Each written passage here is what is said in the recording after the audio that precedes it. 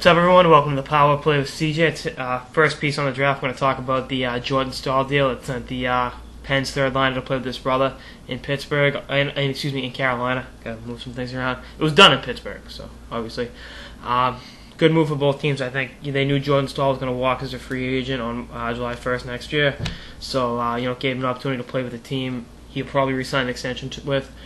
Play with his brother Eric, who's one of the elite players in the game, and give an opportunity to play together for the first time in their career. Now, can Mark force his way to Carolina, make it the new Miami Heat Big Three in Raleigh? I kid, but I think he's a good fit. I think he's definitely a player that can show those guys a thing or two. Eric Staal and Cam Ward are the last holdovers from the 06 Stanley Cup team. And obviously Jordan won the Stanley Cup in Pittsburgh in 09, so someone that's been there. The players Pittsburgh gets back are great.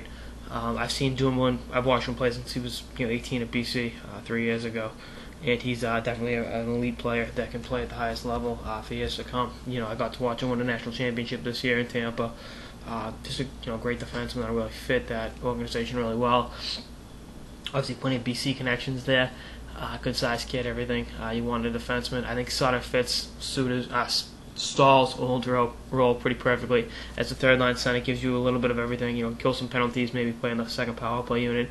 And he's a righty center where Gino and Sid are lefties, so that offsets it and works out pretty good. I think he can definitely be a lock for 40 to 45 points next year on that third line. And definitely chip in and be a pretty important player to the Penguins next year. And with the 8th pick, drafting Pouliot, they already have his defense partner, Joe Morrow, in the organization, another first-round pick from last year. So long-term, maybe they can play together. And I think Ole Mata down the line will help him. And I think really Pittsburgh won the night. I think it was Pittsburgh's night. It was in Pittsburgh, so I think the fans can leave happy and know they as usual, contender for the Cup next year. And definitely both teams won in this trade. I really think both teams improved themselves. I think I don't know how much of the Zach Parise to Pittsburgh stuff can really happen cap-wise and all that, but I think if it were to happen, it would be pretty awesome. I think Zach and Sid and then Gino and Neil would be amazing together. And, you never know what happens, but I think right now Pittsburgh's a team to beat in the East. I said that last year, and obviously Philly lit them up like a bad cigar, smoked them like a bad cigar, as Mike Lange, Penguins play-by-play guy, would say.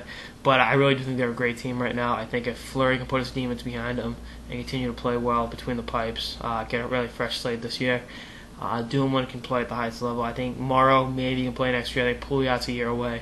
And they sent Mahalik to Phoenix. That'll be another piece. I don't know the ins and outs of that deal. It's developing really as I'm doing this piece. But I think Pittsburgh made a smart move. They made a really nice. They got a nice haul back. Everyone won in this trade, and I think both teams have improved, and I think we'll see both teams in the playoffs next year. I really do. Obviously, Pittsburgh is a lock, and I think Carolina will be a playoff team next year, given their plethora of young talent coming up through the organization. That's all I got in this episode of the Power Play with CJ on the deal that sent Jordan Staal to Carolina. Stay tuned for more episodes throughout the offseason and beyond. Later, guys.